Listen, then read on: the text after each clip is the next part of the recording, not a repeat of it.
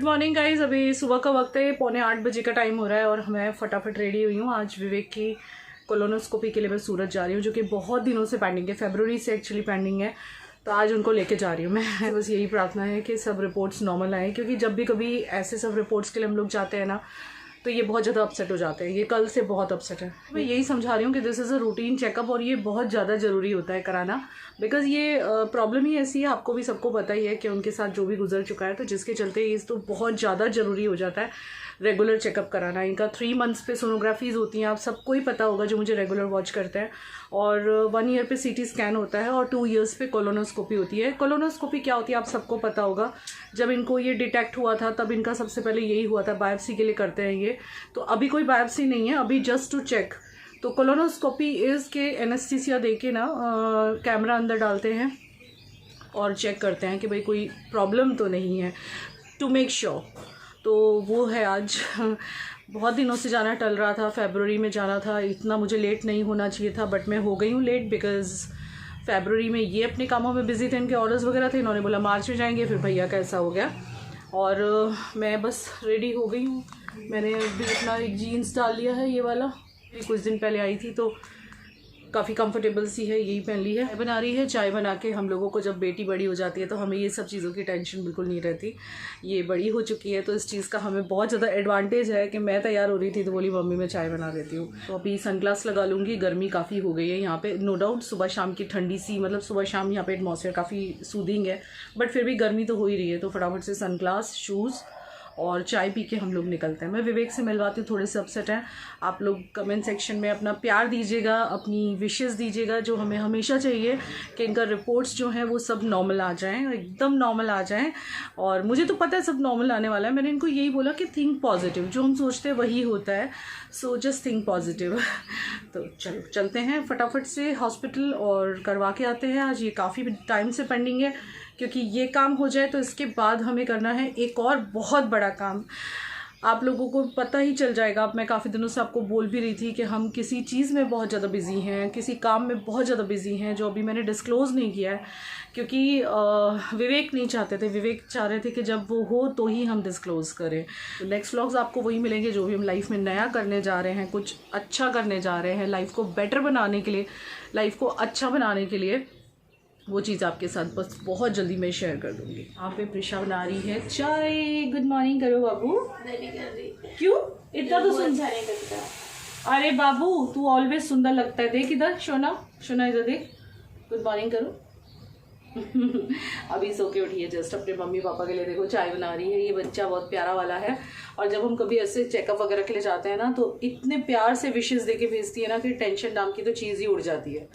आज अभी स्कूल गया, अभी का एग्ज़ाम है, मैं 5:30 की उठ गई थी, उसको भेजा, नहीं तो आज मैं इसको भी लेके जाती। और यहाँ पे बैठे हैं विवेक, तो इनको भी जो है, अरे हमारा कलर सेम हो गया ना आज, इत्तेफाक से कलर सेम हो गया। जी का मेरा सेम। हाँ, तो ये जो है ना हमारा छोटा सा बेबी है। ये बेबी जो है जब चेकअप के लिए जाता है तो बेबी डरता डरता जाता है।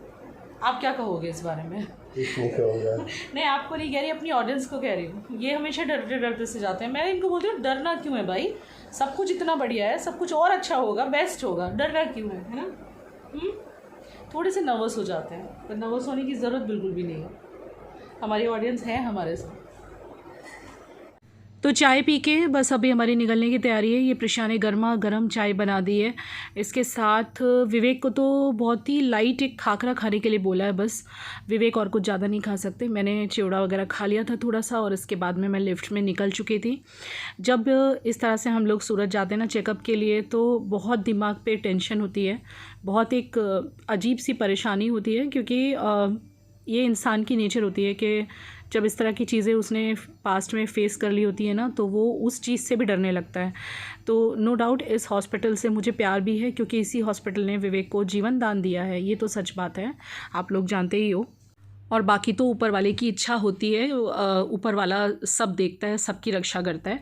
तो मैं जब घर से निकल रही थी ना, घर के बाहर ही मुझे ये गाय और उसका बच्चा मिल गया, तो सबसे पहले मैंने इनको खाना खिलाया। और ये तो मैं आपको बारंबार सिर्फ इसीलिए बताती हूँ कि हो सकता है मुझसे कोई मोटिवेट होके कोई इंस्पायर होके खुद भी ये सारे काम करने लगे। भाई देखो क्या होता है ना, इस जीवन में हम अगर कुछ कर रहे हैं वो इसलिए सिर्फ नहीं बताते कि हमारा गुणगान हो या लोग हमारी तारीफ़ करें, ऐसा बिल्कुल नहीं है।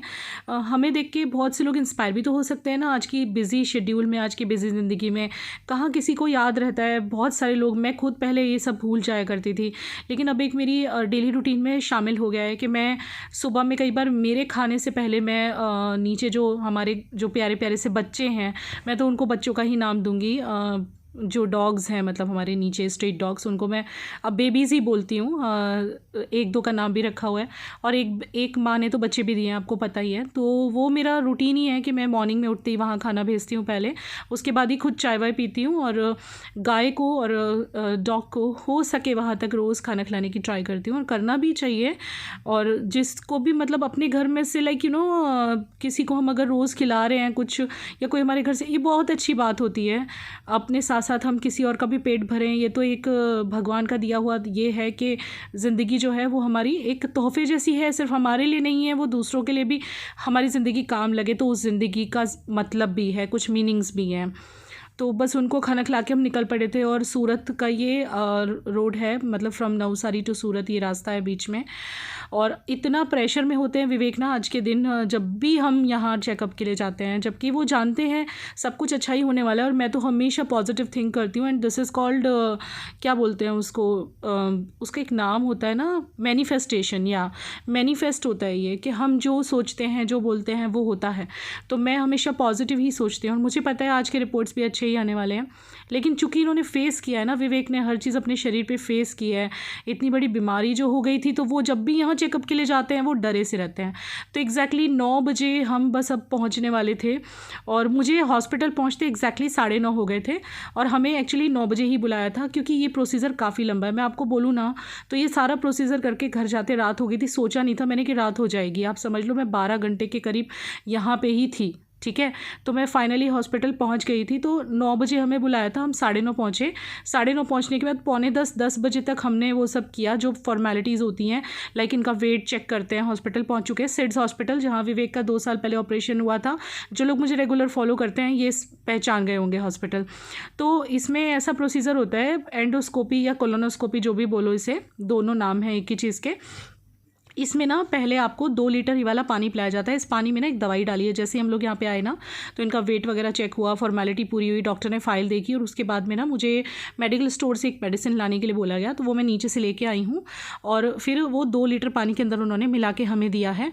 तो ये विवेक को ना 2 लीटर पानी 2 घंटे में फिनिश करना है, क्योंकि वो पेट बिल्कुल साफ़ करवा देते हैं। ये दवा दे के ना बार बार वॉकिंग करवाते हैं, मतलब जैसे कि 10:15 10:30 ये पानी इन्होंने शुरू किया है, तो 11:30 12 सवा 12 तक इनको ये पानी पूरा करना है, और साथ साथ वॉकिंग करनी है। और ये पीने के बाद ना बहुत बार टॉयलेट भी आता है, तो इनको सामने ही वॉशरूम आप देख सकते हो, तो वहाँ इनको बार बार जाना भी पड़ रहा है, तो जिससे कि पेट पूरा साफ़ हो जाए। मेरे पास कोई ऑप्शन होता नहीं है, जब भी कभी ऐसे कुछ चेकअप्स होते हैं मैं हमेशा साइड पर बैठ के, बहुत मुझे पता होता है एक लंबा वेट करना होता है, और मैंने बहुत इंतज़ार किया है इसी हॉस्पिटल में हर चीज़ के लिए, तो मुझे एक आदत सी भी पड़ चुकी है अब कि मैं विचलित नहीं होती हूँ, परेशान नहीं होती हूँ। मतलब मैं आपको सच बोलूँ ना, तो हम पति पत्नी और हमारे बच्चे, हम 4 ही हैं एक दूसरे के लिए, और कोई क्या ही बोलूँ मैं आपको, सब कुछ पता है, ज़्यादा कहने का कोई मीनिंग नहीं है। तो अभी देखिए यहाँ बैठे बैठे मुझे 11 बज चुके हैं। इन्होंने 10:15 बजे पानी पीना शुरू किया था, यानी कि 12:15 बजे तक इनको ये पानी फिनिश करना है, और उसके बाद भी आई थिंक 1 घंटा गैप रखते हैं वो लोग। उसके बाद फिर एंडोस्कोपी या कोलोनोस्कोपी के लिए अंदर बुलाते हैं, और फिर एनेस्थीसिया देते हैं, यानी समझ लो एडमिट करते हैं वो आधे दिन के लिए। एडमिट होना पड़ेगा इनको आधे दिन के लिए, ऐसे वाली बात है। तो ये पी रहे हैं और वॉक कर रहे हैं। तो जब हम लोग यहाँ पे बैठे हुए थे ना, तो हमारे साथ जो दूसरे पेशेंट्स थे वो लोग भी आए थे एंडोस्कोपी वगैरह के लिए, तो हर एक पेशेंट के साथ 2-2 3-3 लोग थे, तो ये थोड़े से परेशान भी हो गए। मैं आपको आगे बताती हूँ क्या बोले ये। देखिए देखिए ये यहाँ फोटो दिखा रही हूँ मैं आपको, एंडोस्कोपी यानी जो विवेक का होने वाला है। देखिए कैमरा डाला हुआ है ना अंदर, आप देख रहे हो कैमरा दिख रहा होगा आपको, ये ब्लैक कलर के स्टिक में लगा हुआ छोटा सा लाइट दिख रहा है, लाइट जल रहा है। तो इस तरह से वो कैमरा अंदर डाल के ना चेक करते हैं कि कोई वापस से तो फॉर्मेशन नहीं है, कोई प्रॉब्लम तो नहीं है, एवरीथिंग इज़ ओके और नॉट, मतलब श्योरिटी। आपको भी पता होगा कि जब किसी इंसान को कैंसर होता है तो उसके बाद जब वो ठीक हो जाता है ना, ऑपरेशन के बाद या कीमो के बाद, इनको तो कीमो आई नहीं थी लकीली, तो उसके बाद 5-6 साल तक रेगुलर चेकअप चलते हैं, जिसमें हर 3 महीने पे सोनोग्राफी, हर 1 साल पे सीटी स्कैन, हर 2 साल पे एंडोस्कोपी या कोलोनोस्कोपी होती है। तो 2 साल कंप्लीट हुए ना, तो इसीलिए एंडोस्कोपी के लिए हमें बुलाया है। और मैं यहाँ बैठ के बस वेट कर रही थी, क्या ही कर सकती हूँ। बीच बीच में बच्चों को फ़ोन कर रही थी, घर पे बच्चे अकेले थे, और देखिए राह देखते देखते यहाँ एक जगह बैठे बैठे मुझे 1:15 बज चुका है, यानी इनका पानी ख़त्म हो चुका है। बस अब थोड़ी देर में शायद इनको डॉक्टर्स बुलाएंगे एंडोस्कोपी के लिए। तो जब हम यहाँ बैठे हुए थे ना, तो ये ना थोड़े परेशान से हो गए थे, क्योंकि सबके साथ है ना, हर पेशेंट के साथ 3-3 4-4 लोग थे, तो परेशान से हो गए। कह रहे तू अकेली रहती है हमेशा। मैंने बोला विवेक अब मुझे इतना फ़र्क नहीं पड़ता, स्ट्रांग हो गई हूँ मैं। पहले मुझे होता था जब इनको फर्स्ट टाइम यहाँ लाए थे ना, तब मैं ज़रूर परेशान हो गई थी कि मुझे सास देवर की सबकी कमी लग रही थी, पर अब सबने अकेला इतना छोड़ा कि अब हम पति पत्नी को आदत पड़ गई है।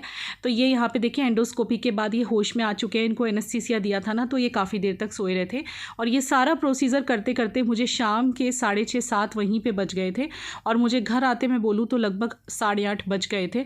तो आप लगा लो कि हम पूरे 12 घंटे में घर पहुँचे थे, और 12 घंटे हो गए थे, क्योंकि एनेस्थीसिया दिया उसके बाद इनको काफ़ी टाइम तक सोना पड़ा था, और जब होश में आए उसके बाद भी डॉक्टर ने अंडर ऑब्जर्वेशन रखा, फिर छुट्टी दी थी।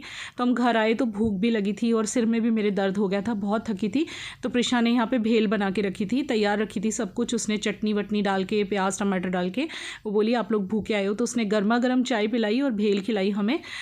तो बस आज का दिन काफ़ी हैक्टिक रहा गाइज़, और डॉक्टर्स के रिपोर्ट्स में क्या आया है वो मैं आपको कल के ब्लॉग में बताऊंगी, बिकॉज़ अब मेरे अंदर कोई हिम्मत नहीं है कि मैं और ज़्यादा बात कर सकूं, बहुत ही ज़्यादा थक चुकी हूं।